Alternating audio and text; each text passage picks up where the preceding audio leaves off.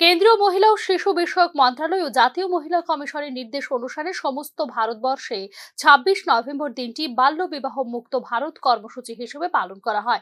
এরই অঙ্গ হিসেবে রাজ্য মহিলা কমিশনে এক বিশেষ অনুষ্ঠানের আয়োজন করা হয়।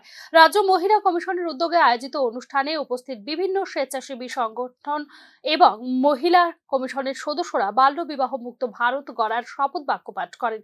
শিশু সুরক্ষা কমিশনের চেয়ারপারসন, বিজ্ঞান সংগঠনের টিম এবং রাজ্য মহিলা কমিশনের সদস্যরা অনুষ্ঠানে যৌথভাবে সামাজিক কাজকর্মের মাধ্যমে রাজ্যের মহিলাদের সামাজিক কুপ্রথা থেকে রক্ষা করা এবং বাল্য বিবাহ রোধে কাজ করার জন্য প্রতিশ্রুতিবদ্ধ হয়েছেন বলে জানিয়েছেন মহিলা কমিশনের চেয়ারপারসন।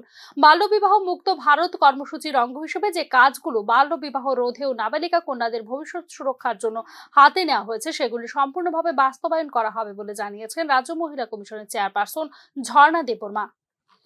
গতকালই আমাদের কাছে একটা মেসেজ আসে যে আজকের এই দিনটি সেই ২৭ নভেম্বর ২০২৪ এই দিনটিকে বিশেষ করে একটা খুব গুরুত্বপূর্ণ দিন হিসেবে লঞ্চ হতে চলছে যে বাল বিবাহ মুক্ত ভারত যে ক্যাম্পেনিং।